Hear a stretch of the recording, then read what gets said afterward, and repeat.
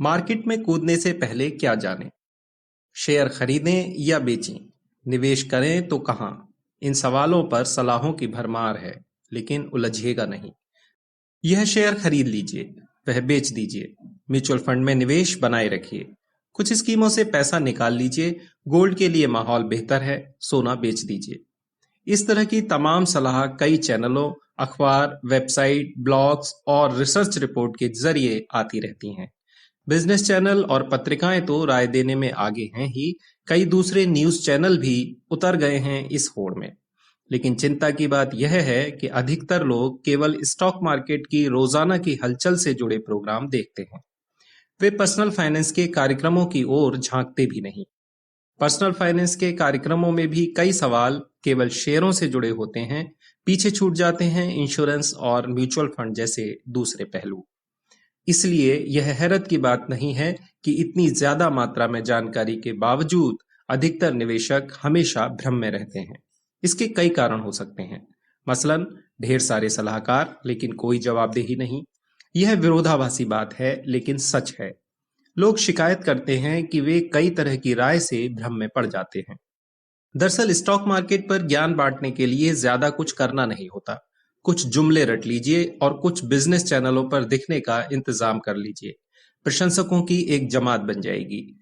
इसके बाद एक वेबसाइट बना लीजिए और सब्सक्रिप्शन फी लेकर सलाह देनी शुरू कर दें। बस हो गया काम। लेकिन शेयरों का प्रदर्शन अगर दी गई सलाह के मुताबिक नहीं रहता तो ऐसे सलाहकार ठीकरा दूसरों पर फोड़ते हैं। यहां तक कि भगवान को भी जिम्मेदार बताने लगते हैं। ऐसा कोई रेटिंग सिस्टम भी नहीं जिससे पता लगे कि ऐसे कथित सलाहकारों की कितनी सलाहें हिट रहीं और कितनी फ्लॉप। लेकिन अगर किसी रिटेल इन्वेस्टर ने ऐसे लोगों के झांसे में आकर पैसे लगा दिए तो बड़ा नुकसान भी हो सकता है। इतना कि फिर वह निवेशक बाजार का रुख ही ना करे। दरअसल जवाबदेही नहीं होने से शेयर मार्केट के बारे में लोगों के सेंटिमेंट पर असर पड़ता है। कई लोग कुछ घटिया सलाहों में फंस जाने के बाद निवेश करना बंद कर देते हैं।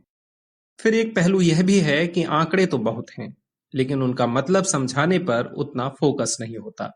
हाल तक ऐसा होता रहा है कि रिसर्च एजेंसियां किसी कंपनी की आलोचना तो करती, लेकिन सेल रेटिंग नहीं देती थीं, क्योंकि ऐसा करने पर उनके ग्रुप की बैंकिंग या ब्रोकिंग या दूसरी इकाइयों के हाथ से कारोबार निकल सकता था।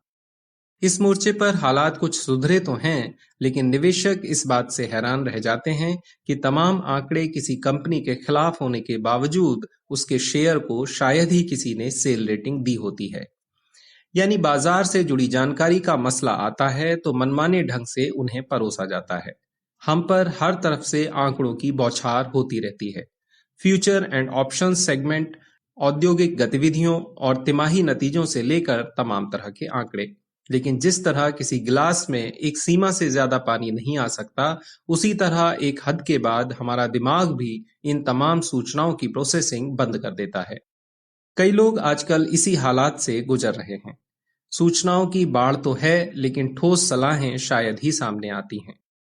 एक और पहलू इस बात से जुड़ा है कि बाजार की अस्थिरता कुछ ही लोग बर्दाश्त कर पाते हैं। यूएस 64 के दिनों में वादा किया गया था कि बिना किसी खास मेहनत के 18 से 20% मुनाफा हाथ आएगा। फंडामेंटल्स दमदार नहीं थे, लेकिन इस स्कीम ने वादे बड़े बड़े किए थे। हम अब भी उन दिनों में ही जी रहे हैं। लोग अक्सर पूछते हैं कि किस शेयर में पैसा लगाना अच्छा रहेगा, लेकिन जवाब मिल जाने पर भी वे उस पर अमल नहीं करते। पूछिए कि क्यों पैसा नहीं लगाया, तो उनमें से अधिकतर लोग यही कहते हैं कि बाजार में अभी काफी उतार चढ़ाव दिख रहा है और वे इसमें स्थिरता आने का इंतजार कर रहे हैं। मैं अक्सर मजाक में यह बात कहता हूं कि बाजार तो वीकेंड्स पर ही स्टेबल होते हैं, क्योंकि उस समय वे बंद होते हैं। उतार चढ़ाव तो किसी भी बाजार का अहम हिस्सा है। अगर आप इससे तालमेल नहीं बैठा सकते तो शेयरों में निवेश के बारे में पूछना ही नहीं चाहिए। मीडिया भी इस अस्थिरता में हाथ बंटा देता है। बाजार में गिरावट से निवेशकों को हजारों करोड़ की चपत जैसी हेडलाइन सामने आती हैं। इस तरह के बयानों से ऐसे कई लोग हिचक जाते हैं जो निवेश करने के बारे में सोच रहे होते हैं। मेरा मानना है कि ऐसी सूरत से निपटने का सबसे अच्छा तरीका यह है कि हम खुद को इस आपाधापी से अलग कर लें। हम अपनी पसंद का कोई एक टीवी चैनल, कोई एक वेबसाइट या कोई एक पत्रिका चुन सकते हैं और उन पर टिके रह सकते हैं। आमतौर पर वे भी उन्हीं चीजों के बारे में बात करते हैं।